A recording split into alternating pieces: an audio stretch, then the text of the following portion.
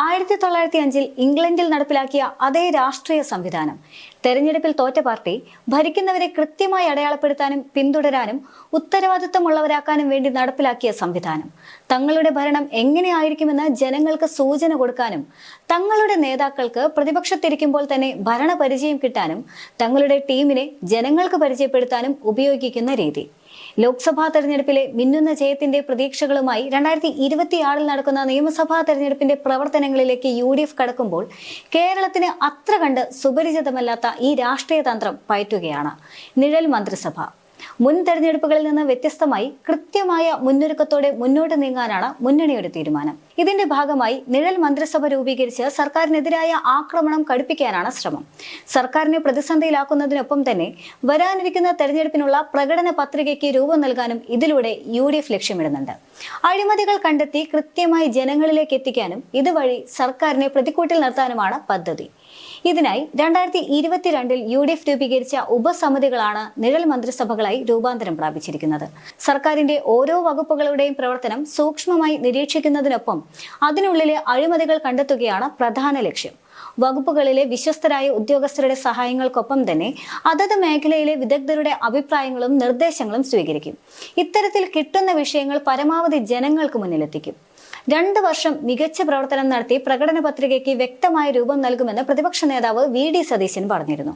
അദ്ദേഹത്തിന്റെ വാക്കുകൾ പരിശോധിച്ചാൽ ഓരോ വിഷയങ്ങളിലും സർക്കാരിനെതിരായ ആരോപണങ്ങൾ ഉന്നയിക്കുമ്പോൾ ഞങ്ങൾ നേരിടുന്ന പ്രധാന ചോദ്യമുണ്ട്.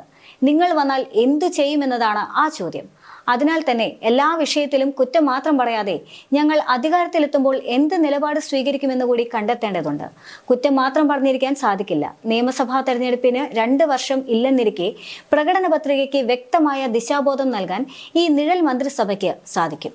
ഇങ്ങനെയായിരുന്നു അദ്ദേഹത്തിന്റെ വാക്കുകൾ. ആമിഴഞ്ചാൻ തോട്ടിൽ അകപ്പെട്ട ശുചീകരണ തൊഴിലാളി മരിച്ച സംഭവത്തിന് തൊട്ടു മുൻപ് സംസ്ഥാനത്തെ മാലിന്യ ശുചീകരണത്തിലെ അലംഭാവം ചൂണ്ടിക്കാട്ടിക്കൊണ്ട് പ്രതിപക്ഷം നിയമസഭയിൽ ശക്തമായ വാദമുഖങ്ങൾ ഉന്നയിച്ചിരുന്നു. നിഴൽ മന്ത്രിസഭയാണ് ഇതിനു പിന്നിലെ വിശദാംശങ്ങളെല്ലാം തന്നെ ശേഖരിച്ചിരുന്നത്. നിഴൽ മന്ത്രിസഭയെ നയിക്കുന്നവർ ആരെല്ലാമെന്ന് പരിശോധിച്ചാൽ സാമ്പത്തികവും ആസൂത്രണവും തദ്ദേശവും CP ജോണാണ്. വിദ്യാഭ്യാസം KC ജോസഫ്, ആരോഗ്യം MK മുനീർ, കൃഷി മോൻസ് ജോസഫ്. നിയമസഭയിൽ ആഭ്യന്തര വകുപ്പും പൊതുഭരണ വകുപ്പുമായി ബന്ധപ്പെട്ട വിഷയങ്ങളുടെ വിവരങ്ങൾ ശേഖരിക്കുന്നത് PC വിഷ്ണുനാഥിന്റെ നേതൃത്വത്തിലാണ്. സാമ്പത്തിക വിഭാഗത്തിന് റോജി M ജോണും AP അനിൽകുമാറുമാണ് നേതൃത്വം നൽകുന്നത്. തീരദേശവുമായി ബന്ധപ്പെട്ട എല്ലാ വിഷയങ്ങളുടെയും വിവരശേഖരണം M വിൻസെന്റിന്റെ നേതൃത്വത്തിൽ നടക്കുമ്പോൾ പരിസ്ഥിതി, വന്യജീവി, മനുഷ്യ സംഘർഷവുമായി ബന്ധപ്പെട്ട കാര്യങ്ങൾ ശേഖരിക്കുന്നത് സണ്ണി ജോസഫാണ്. പൊതുജനാരോഗ്യവുമായി ബന്ധപ്പെട്ട് കോൺക്ലേവ് സംഘടിപ്പിക്കാനും UDFന് പദ്ധതിയുണ്ട്. വരുന്ന ഒക്ടോബറിൽ നടത്തുന്ന കോൺക്ലേവിന്റെ അണിയറ പ്രവർത്തനങ്ങൾ ആരംഭിച്ചു. ലോകമറിയുന്ന ആരോഗ്യ വിദഗ്ധരെ എത്തിക്കും.